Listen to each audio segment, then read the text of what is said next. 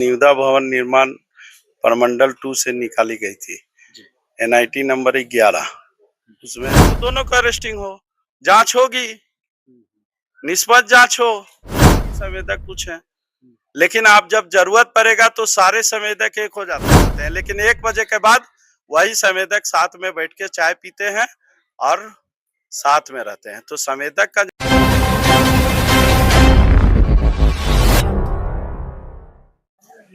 भवन निर्माण विवाद के बाद जो है तमाम संवेदक जो है एकजुटता में नजर आ रहे हैं। आपको बता दें, जिस तरह से मारपीट की एक घटना सामने आ रही थी, क्या कुछ मामला है, इन तमाम मुद्दों को लेकर के हम जुड़ने वाले हैं। सबसे पहले राकेश जी ये बताइए कि मामला क्या है और किन चीजों को लेकर लगातार जो है आप लोग एकजुटता दिखाई दे रहे हैं और लगातार मीडिया के समक्ष। देखिए, एक निविदा भवन निर्माण प्रमंडल 2 से निकाली गई थी। NIT नंबर 11 उसमें 14 तारीख को परिमाण विपत्र लेना था और 15 को डालना था। 14 तारीख को लोग पेपर लिए, 15 तारीख को डालें।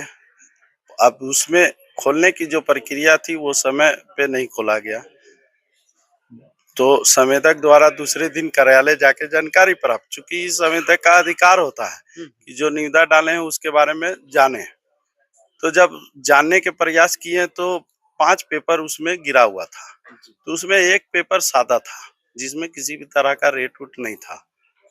तो श्रीमान रमेश टुडू जी, चूंकि वो कार्य वही देखते हैं, तो उनसे संवेदक द्वारा बताया गया कि भाई आप इस पेपर को आप रजिस्ट्री में, कोई भी निविदा का जो है रजिस्टर में एंट्री होता है कि कितना पेपर गिरा। ऑफलाइन में जब टेक्निकल और फाइनेंशियल बिट नहीं है, केवल एक है सिंगल पेपर गिरता है, तो उसमें उसी दिन रेट कोट हो जाता है खुलने के समय ही। तो रजिस्टर में बिना कुछ लिखे हुए साइन करवा लिए। इसी बात को जब संवेदक द्वारा बताया गया कि भाई जब सादा वाला है इसका एंट्री कर दीजिए, नहीं तो आप किसी तरह का भर दीजिएगा। उनको शंका हुई कि आप इसमें बाद में हो सकता है कि आप कुछ भर देंगे तो गड़बड़ हो जाएगा।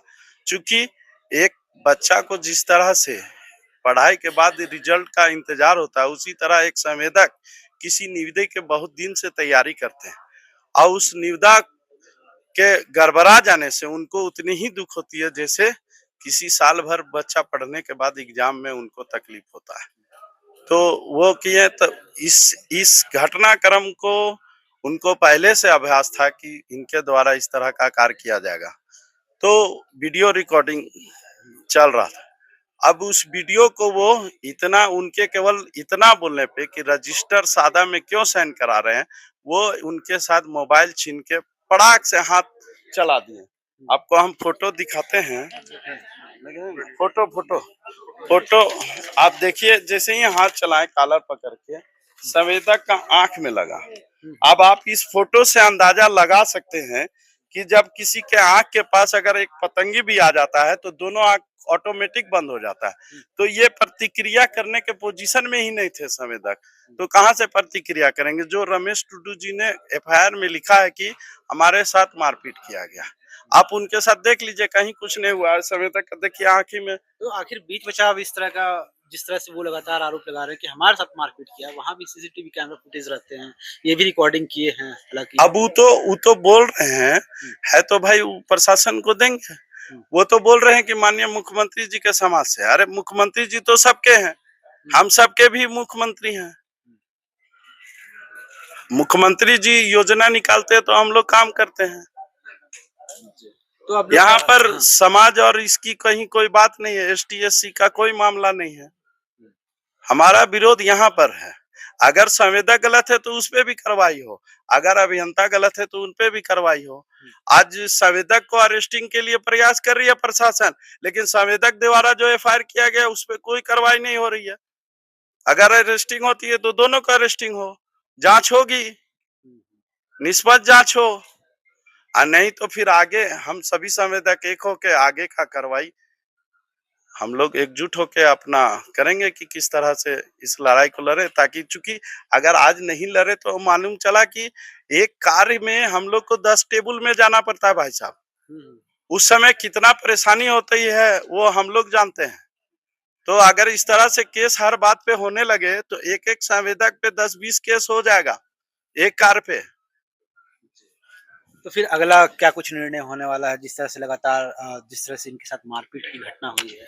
अभी तो मैंने निष्पक्ष जांच माननीय मुख्यमंत्री जी से भी चाहता आपके माध्यम से कि भाई इस घटनाक्रम का निष्पक्ष जांच करे, प्रशासन भी इसका निष्पक्ष जांच करे और निर्णय ले। जो दोषी है उस पे कार्रवाई हो।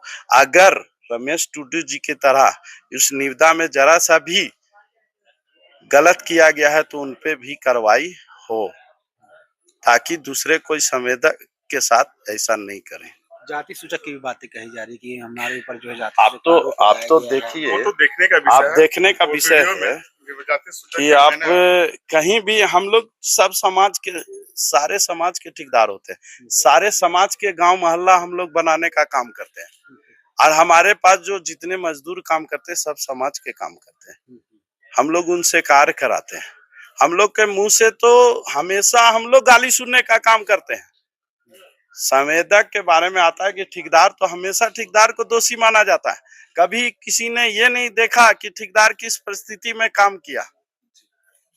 कहीं क्या लगता है कि जो अधिकारी हैं वो हम्म। कहीं न कहीं किन्हीं से मिले हुए थे या फिर कहीं ज़्यादा किन्हीं को दिलवाने वाले थे? हो सकता है कि भाई आप इनका क्रियाकलाप रहा है, यही तो मैं जांच के मांग कर रहा हूँ कि इनकी जांच की कि क्यों इस तरह का कार्य किया।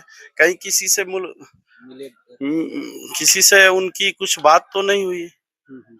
चूंकि इसी निविदा को लेके पहले भी एक बार इस तरह का हुआ है, कोई L1 हुआ उसको नहीं देके और फिर किया गया। कहीं ना कहीं कुछ तो बात होगी। संवेदक संघ के आप मेंबर हैं, कितने लोग इस मेंबर के थ्रू जुड़े हुए हैं आपसे? देखिए, संवेदक जितने भी रांची शहर के हैं सारे संवेदक एक है। हो सकता है आपको लग रहा होगा कि अभी संवेदक कुछ हैं, लेकिन आप जब जरूरत पड़ेगा तो सारे संवेदक एक हो जाते हैं। भाई साहब, मैं बता देता हूँ कि जब निविदा मिलता है तो 1 बजे तक सारे संवेदक एक दूसरे का कंपटीशन में रहते हैं, लेकिन 1 बजे के बाद वही संवेदक साथ में बैठ के चाय पीते हैं और साथ में रहते हैं। तो संवेदक का जहाँ पर बात होता है, पूरा रांची नहीं पूरे झारखंड के संवेदक एक हो जाएंगे। ये संख्या बहुत बड़ी है।